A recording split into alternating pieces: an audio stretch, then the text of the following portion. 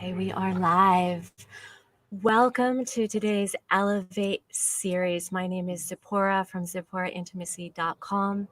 I'm an intimacy and communication and breathwork specialist, but today I'm here as your host and ambassador of the Elevate series. Now, before we get started and before I introduce our amazing humans on this panel with us today, I'm so excited. I want to take care of a few logistics. So for us here on the panel and for you listening, if you feel the call that this conversation is going to serve your friends, your tribe, your community, I'm going to invite us to go to the right-hand corner. I believe it's the right-hand corner of our videos. And there should be a watch party button.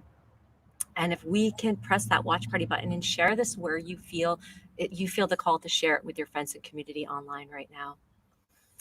So a little bit about the Elevate series is the Elevate series was the original Elevate series was created by a friend and marketing leader, Amber Vilhauer. Usually I tongue twist over her name. I don't know why. She is from NG Enterprises, and she created the series. And I was so deeply touched and really inspired and ignited every time I listened to her panels when she put the invitation out to become an ambassador for this series to co-create our own style of series. I was a hell yes to that. I was nervous, to be honest, really nervous. This is very new for me, but I was excited because I asked how can I show up right on the planet? Where can I be of support? In how many places? What do I have the capacity for? And this showed up in my life, so here we are. The Elevate series is a collaboration of 20 plus, the list keeps growing every day, of global leaders from various backgrounds that are just coming together with impactful, inspiring, and real conversations with the intention of leaving you resources, leaving you potential ways that can serve you in your life right now to stay grounded, to be centered, to be able to make clear choices in crisis and even beyond crisis. So, on that note, I am very excited to welcome Karen Mcgregor and Satyen Raja. And in a moment, I want them to share all about them, what's alive for them today, and who they are in the world today, how they're showing up. I know they're both parents, they're leaders, speakers, and they're very much involved in the evolution of leadership, which is the topic I really want to start with today. But before we go there, I'm just going to toss the ball over to them and let them jump in to just share a little bit about who you are and why you're here today. Thank you, Satyen. Well, I'm so blessed, first of all, to be here with the both of you, wonderful leaders from the same community. And I'm especially blessed because I recently, 3 years ago, went on a journey of what is true influence, what is true leadership. And one of the first people that I spoke to was actually Satyen. So he gave such a powerful perspective on influence and what leadership is. And since that time, 3 years ago, writing the book, I've really come to see some commonalities in leaders and especially conscious leaders that really want to impact the world on a global level.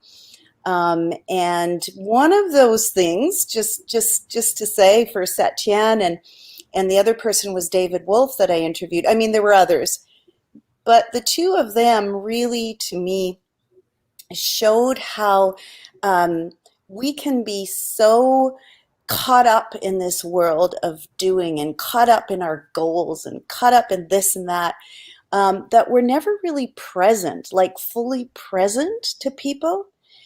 And it almost makes me cry thinking about it, but I've had several instances where Satyen has been so present to me, David Wolf has been so present to me, that it actually shifted for me things that I was to do in the future because they said one word or one sentence.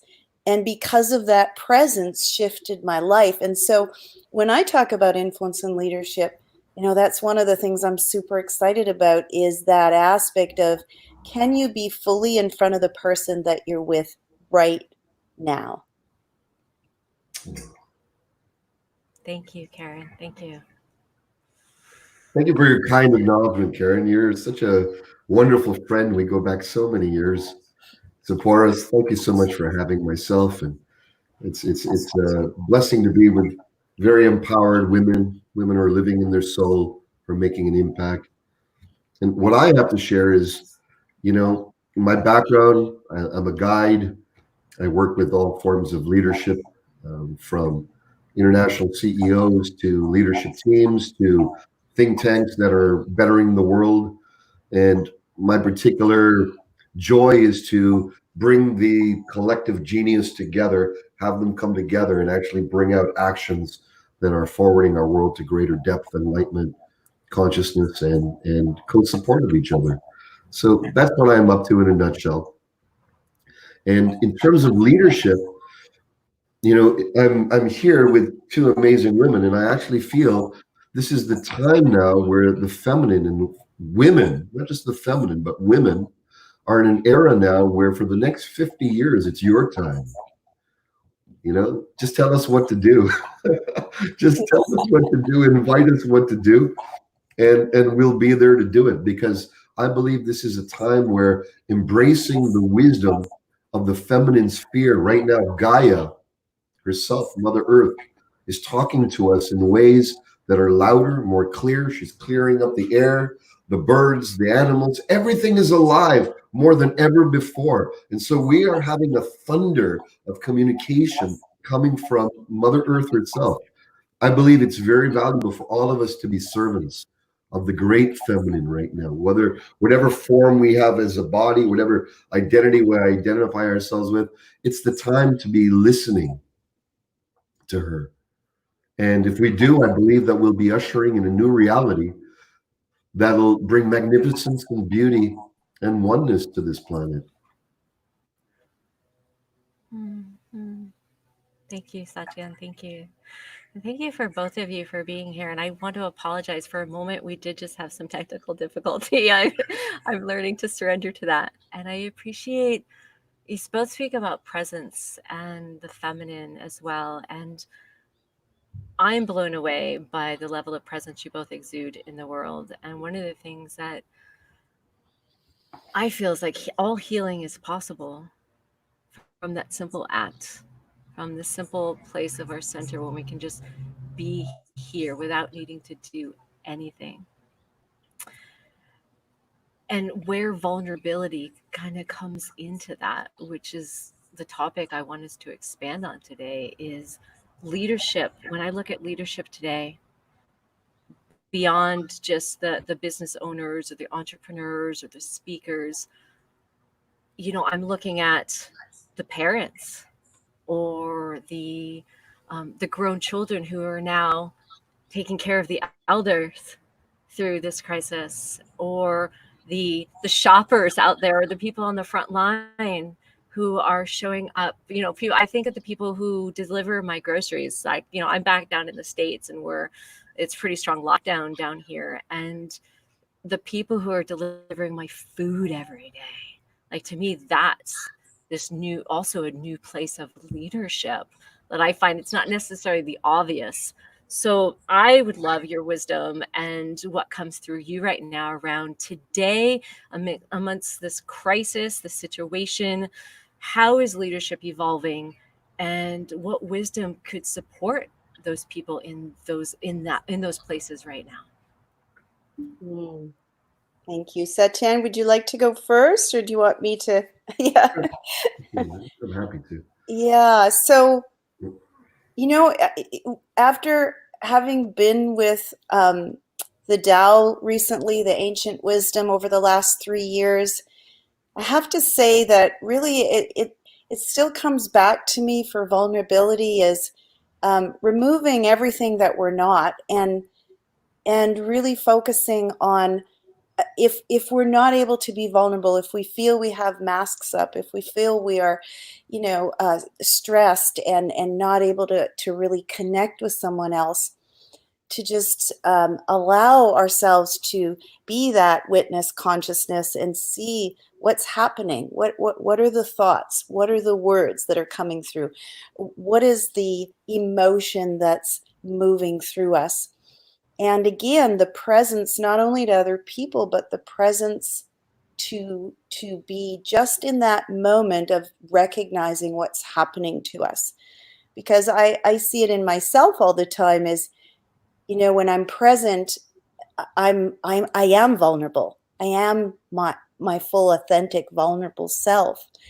But as soon as I get into fear or about, I know Satyen once said, and I often quote him about one of his mentors, Stuart Wilde, that you said, he said to you in a retreat that you don't lean forward and you don't lean back.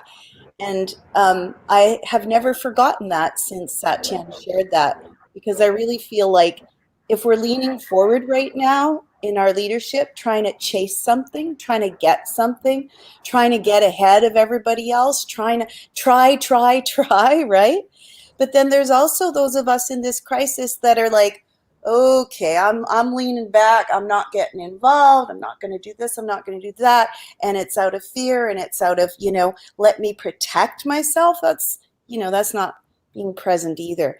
And so I love, again, getting back to this whole, where is the energy? Where is the energy going? Where is the energy flowing? And I think that as leaders, we have to be constantly conscious of that in order to serve humanity. One of the things that I heard, sadly, recently, was somebody saying that she was in a Zoom meeting, and it was with, quote, important, someone who thought they were important. And the people that worked in the same company as that person felt completely deflated because this person was not in presence, but was rather, pushing forward their agenda, so much so that everyone started to have tears in their eyes. And so at that point, I thought, oh, this is good to mention to all of you, because don't we do this in our parenting? Don't we do this, with our goals, with our friends? And so being the witness consciousness, I think, and, this is in Buddhism, Taoism, but really it's almost seeing where are you in that energy push and pull, and coming back to center. Oh, Thank you. You hit it right on the nail. It's the essence of self-importance. And so coming back to what you were sharing, Tziporah, everyday people, if we take a look, for many years, our culture, Western culture, has enshrined celebrities, sports athletes, CEOs with billions of dollars, you name it, people that we consider important, rich, famous on the front lines of entertainment, of influence. And now look, where are they all at now? We're all sitting inside our rooms, in our homes, all quiet. And who's on the front line? We have our workers in the restaurants. We have the grocery friends who are taking care of the groceries. We've got everyday, ordinary people who are standing up to take care of the whole. We have truckers bringing food here and there.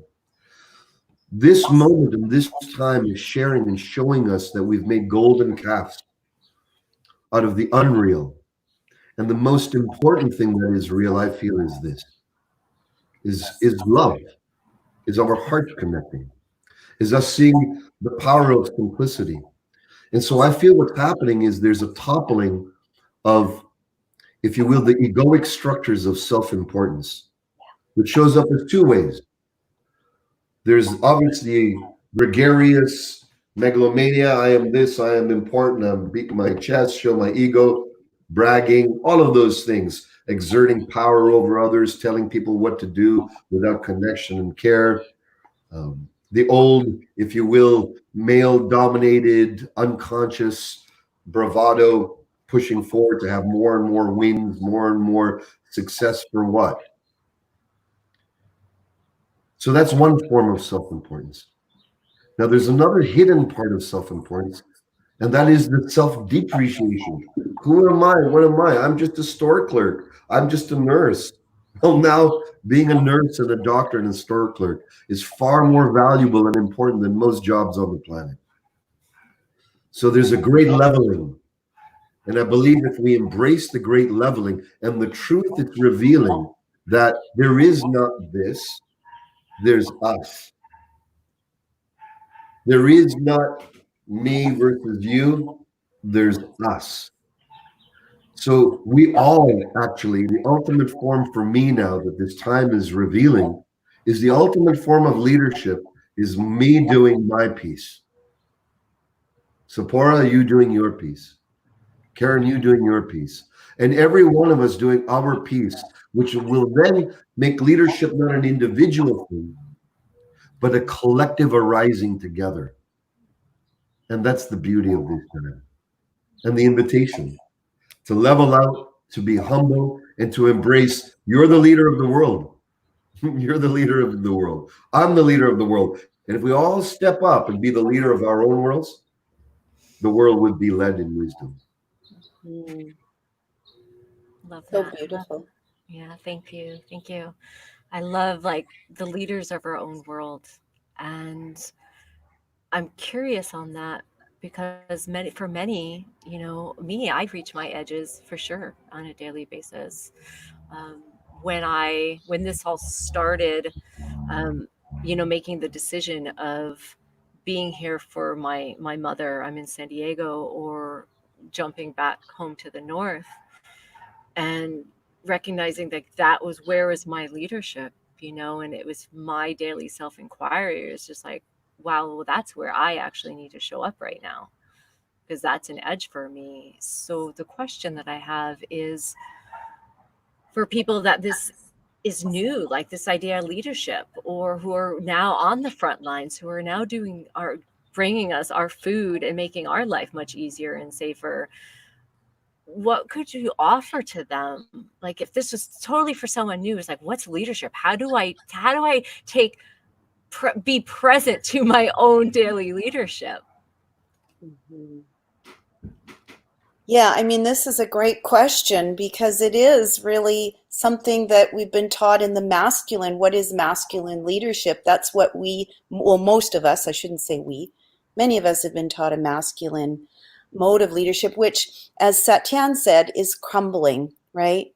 And it's that negative masculine, not the positive, right? And so we see that crumbling. And I remember Carolyn Mace once saying very wisely that as the old crumbles, there hasn't been anything new that has risen uh, substantially. And she said this about a year ago. So it's very interesting that now actually that gap between the old and the new is now in this crisis closing. Like the gap is actually closing, and we see, as Satyan said, the feminine coming, this new form of leadership, which is actually connection, which is presence, which is the deeper sense of purpose.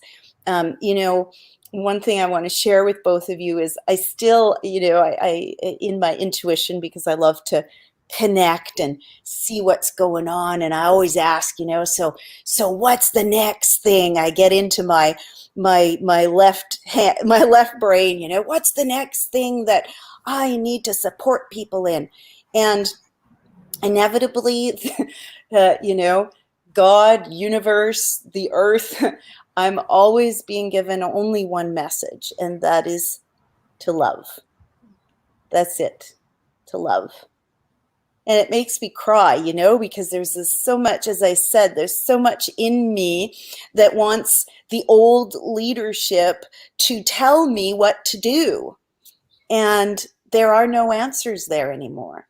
And so we must release that and step into that new form of leadership, which is simply, can we learn to be loving human beings? And isn't that enough?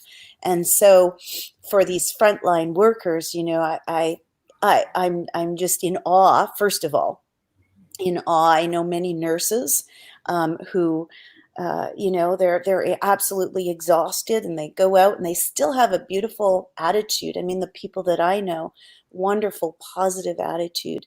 And so what I feel is that when we think of the word leadership and trying to be a leader, I think Satyen and I had this conversation during my book interview. You can't try to be influential. You just are. You just are. It's in your being. If you try, again, you're pushing some agenda, right? So who are we being in all of this? And that, to me, the connection, the love, the caring for humanity, that is what I think the new leadership is. Oh, I agree. absolutely. Mhm. Absolutely. Thank you.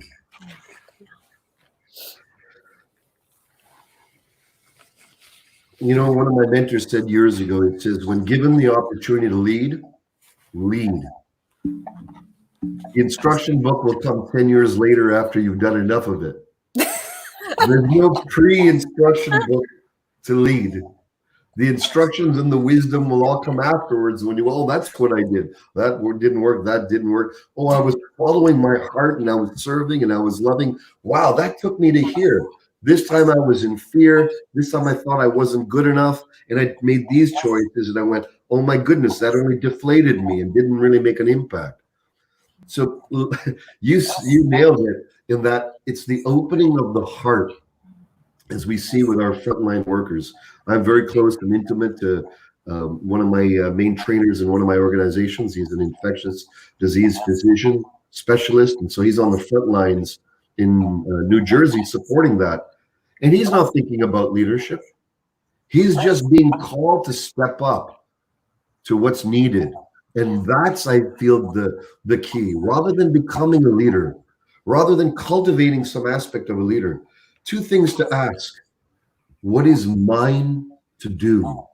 What is my task to do that's sourced in love? Yes. Beautiful. Today, we don't have to worry about tomorrow, the day after. Today, this whole crisis has made it so that the past and the future are almost non-existent. We can't, it's like the end light at the end of the tunnel, the light's off. Yeah. And so the light has to be here, and that's if we turn it on. So we need to ask, what's mine to do today? And also, what's not mine to do? What's not mine to do?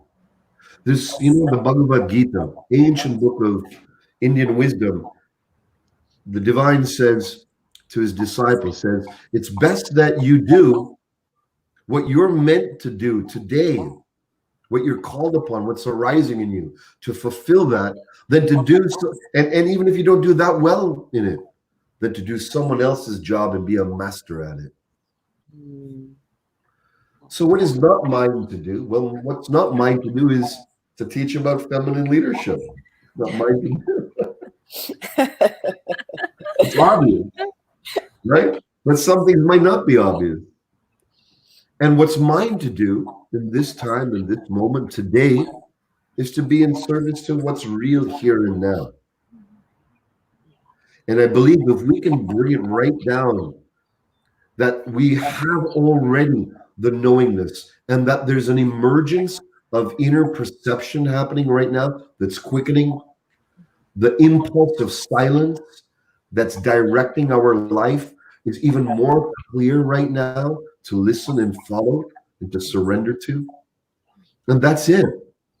When given the opportunity to lead, not only lead, but ultimately be led by that, and leadership will happen. Mhm. Mhm. Thank you.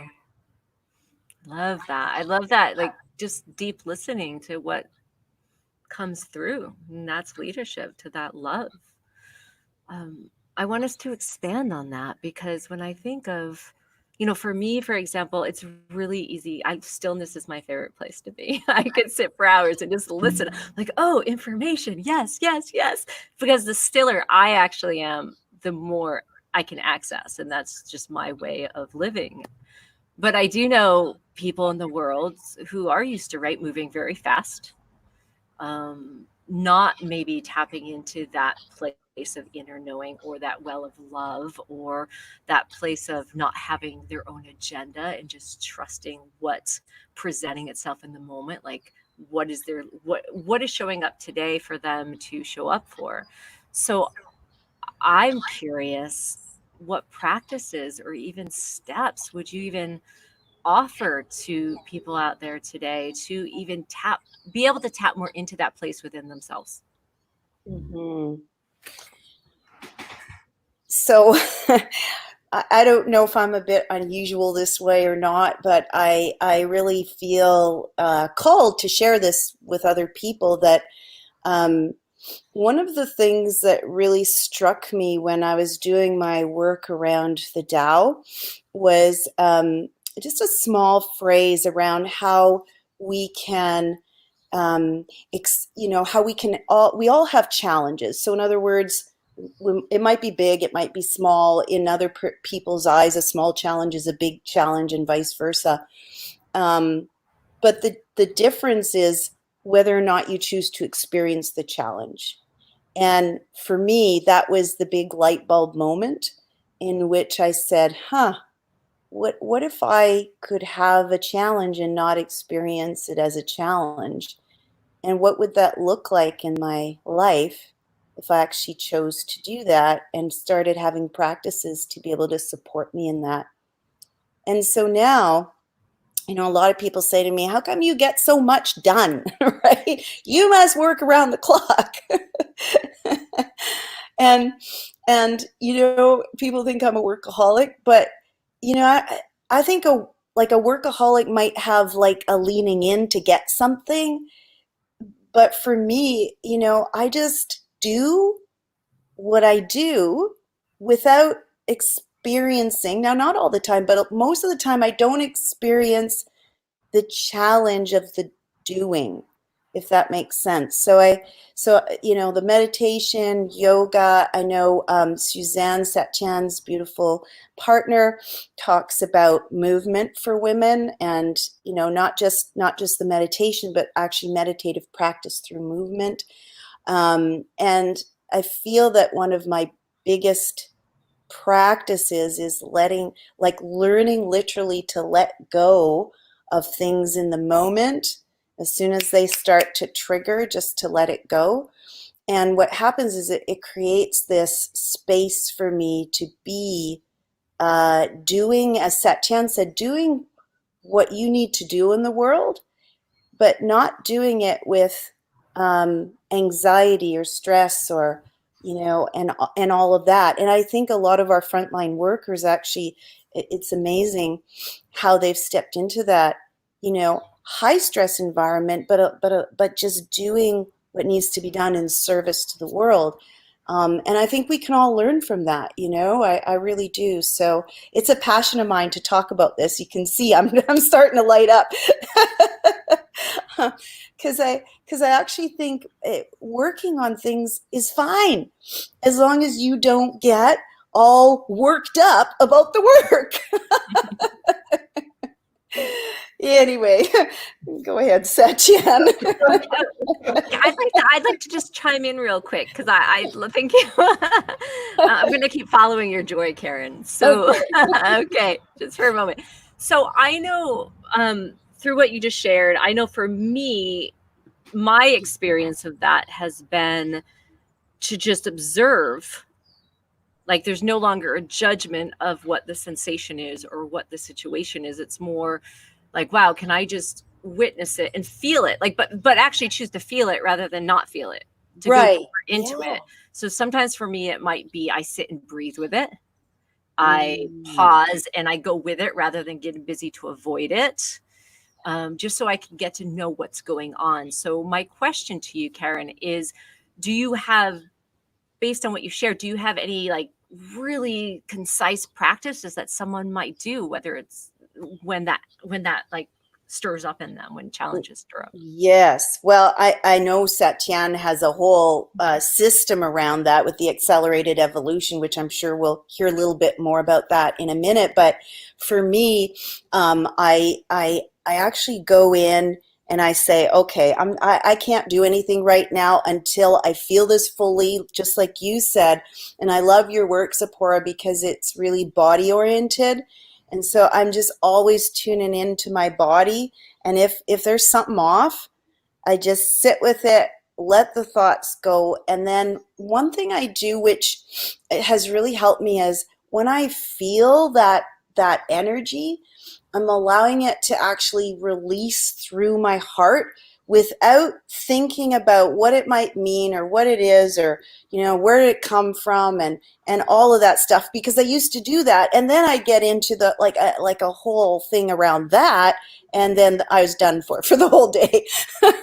so so just allowing that process. Even this morning, I woke up, I sat up straight, and all of a sudden my heart physically was hurting, like physically painful. And I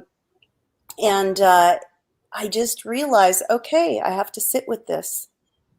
And it just streamed, this pain. I could just feel it streaming from my heart and moving outward and outside of me. But I needed to take that time to feel it, and then I was fine. I was very peaceful, and I could go about my day. So that's one thing I would definitely, suggest. And I know, Tziporah, you have so many processes around that, and Satyen has developed an entire process. So I think it's very, very important what we're talking about here, if anyone's listening, to have a practice that works for you. Thank you. Yeah. Absolutely. I mean, I believe your question was, how do we find, our center? How do we find what we need to do? How do we deal with the obscurations in consciousness, all the noise? In martial arts, we have a training. It doesn't matter if you're male or female, masculine, feminine. We say, turn the noise down. And sometimes you don't have to have a how. You just turn the noise down. Yeah. Sometimes you just have to say to yourself, noise, will turn you down. Because in this time, we're bombarded with noise. There's so much news, data, fear-inducing, craziness, hundreds and hundreds of points of view, conflicting, paradoxical, conspiratorial, scientific, unscientific, who knows what, who knows where, what's there, bombardment. My practice now, right now, and this is tying into what I said before, Mother Earth is the great healer and the great revealer and the great awakening right now. And so for me, I just go into my backyard. I'll sit on the grass. I'll lay down. I've just been laying on the grass. Yeah. That's been my essential practice. I've just been laying on the grass, sometimes with my shirt off on a warm day. I'll just face down even. Or I lay down and I wait until I'm called to move. I don't do anything. I surrender my physical, my mental, my emotional, my spiritual self to the earth. And then I only do what naturally occurs. It could be I could be there 15 minutes. I could just sleep on the ground. Sometimes I get restless and ruminations arise and thinking, what about this and this and this? But I remained on the ground. And so groundedness to me has taken a whole other feeling dimension now. It's not a groundedness in my masculinity.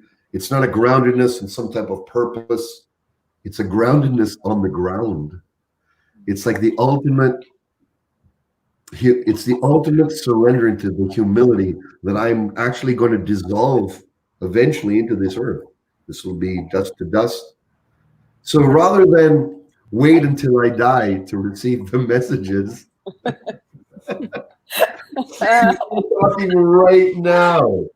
Right now, she's there. So I believe the spiritual megaphone is on, and we just got to surrender to it. And we can find that in the sanctity of this enlivening world that we're having right now, this breath that Mother Nature is taking. She's saying, go to your room, metaphorically, go to your room. But if you're going to come out, you got to be good. If you're going to come out, you got to listen to me. And if you got to come out, you got to listen to how I run things, and then we'll be cool. And so that, I'm in my 50s, and that's what I'm doing now. I'm becoming a boy in the bosom of the earth.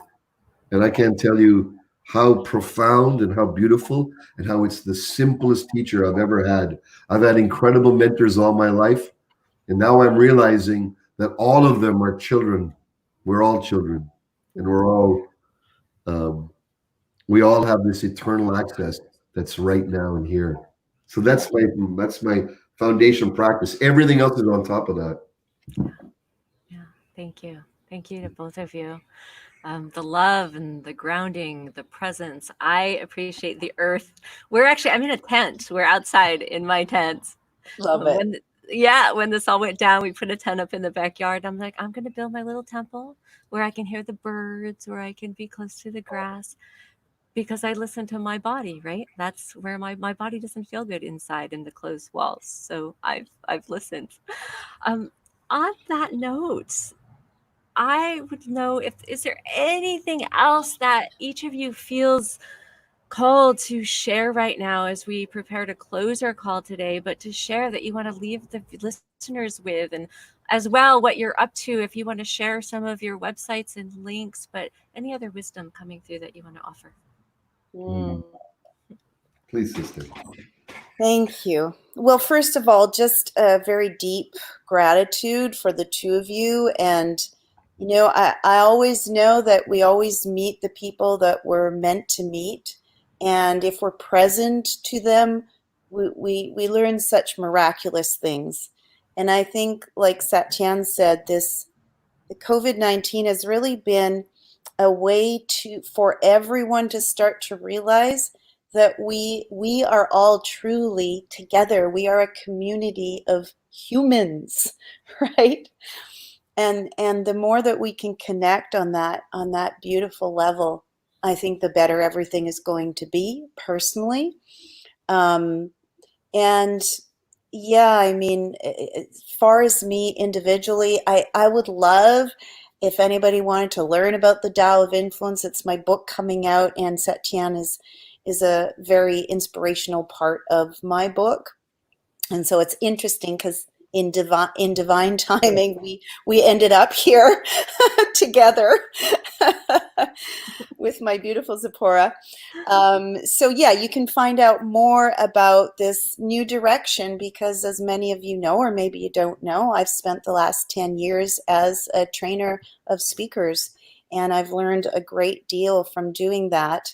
And now my call to mysticism, to influence for a new world is so strong that I really invite you into my community and starting to have those important conversations like we're having today. So it's just KarenMcGregor.com where you can go and find out more.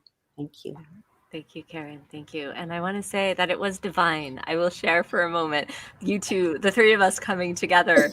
When I was organizing the schedule, I'm in my head like, who am I going to pair up? What's the right panel? And I just let it go. Then all of a sudden, there, Karen and Satyen, you both popped up. I'm so, oh my goodness, like I didn't even have a thought. Like it was just like, oh, there it is, perfect, divine masculine and feminine. Here we are. So thank you for being here. And Karen, I want everyone also to know that my assistant is plugging in all your links in the comments, so they will also be all over after we close this live stream to share with people.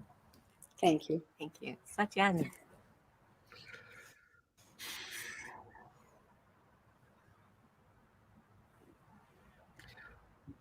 I feel the most valuable thing I can offer is just an invitation for everyone to make friends with our neighbors, actual neighbors, to go out when social distancing, of course, ride a bike, go around, take a moment to pause when you see people.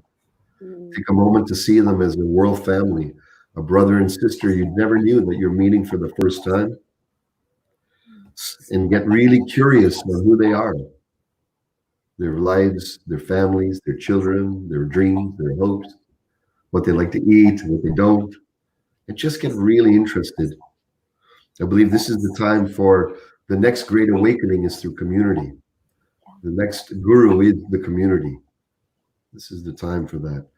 And on my website, warriorsage.com, I've created 3 trainings, which are all community development trainings. One of them is called Power Activation. It's to help us go from the power of the ego into enlightened power. It's absolutely free to download and practice, and you can do this with friends, family, online, or in person if you have folks at home. There's another one on going from egoic relationship to enlightened relationship, all, not just intimate, but all relationships, family, friends, colleagues. And the last one is to go from the power of the egoic power to enlightened power. So all 3 of those are available at warriorsage.com for free download. And they're all designed so that you can create conscious, active community. It's like spirituality free source, open source. You can absorb the trainings, the teachings, the activations, and the methods in there, apply them in your own life, apply them in your family's life, and watch your community and watch your essence grow. So that's an offering that my whole team has created, and we'd love you to check that out at warriorsage.com.